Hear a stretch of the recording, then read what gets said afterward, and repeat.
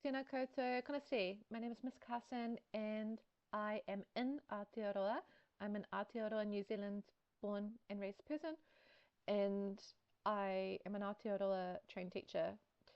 So what I want to talk about is some issues that are in Ireland, definitely around indigeneity with Indigenous Irish and around racism and migration. And I'd like to talk really specifically, I guess, to the teaching world within Ireland.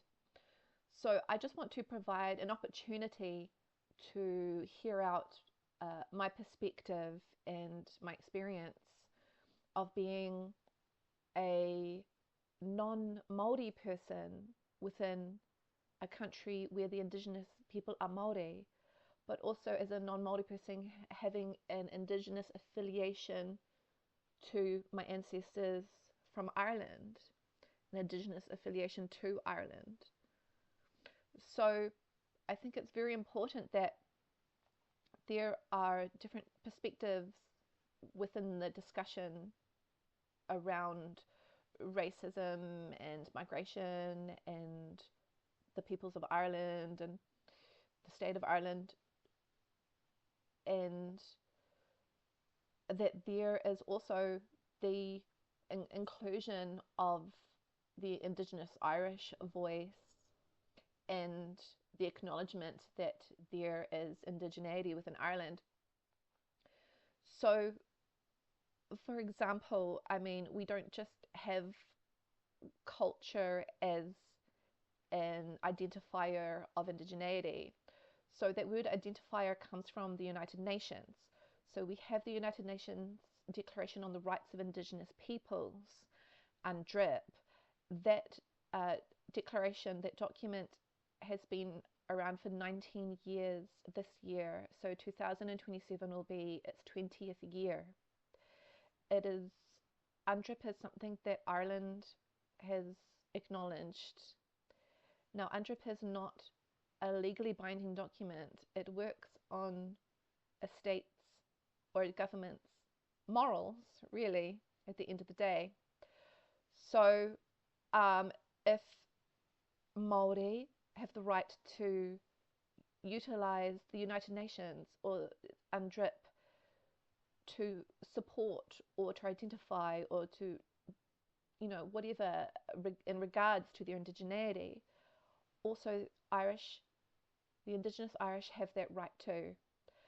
So we have not only Irish culture that's hundreds of years old, including songs and ways and ancient lore and folklore and language, Indigenous language, native language. We also have now genomics. So this, yes, is a sensitive topic. People can call it a racist to even mention it, let alone use it or utilize it or reference it as an element of indigeneity. So say, for example, with Māori, with Te Ao Māori, with the Māori world, with tangata whenua, people of the land, with my child who affiliates, who has lineage to a Māori tribe here. There is a genomic element to indigeneity because it links you to your ancestors. It's a certain aspect of indigeneity that is inseparable, and it's just fact. So for the indigeneity of Ireland, we have genomic, lineage to our ancestors to at least the Iron Age. And this is something that I'm relaying, something that I've learnt myself and discovered from academic papers, many of them, and I have references for all of those, and it's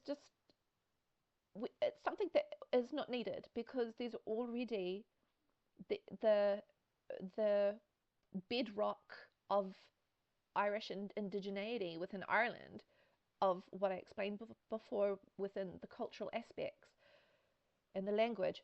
So, but then we also now do have that kind of almost backup evidence of the genomics. So, and we have the United Nations Declaration on the Rights of Indigenous Peoples. So it's kind of like, well, you know, if you know, there's not going to be any kind of acknowledgement or talk or referencing any of that within Ireland, within the teaching world there, and then if the past of Ireland is only going to be looked at within the history lessons or the history class, then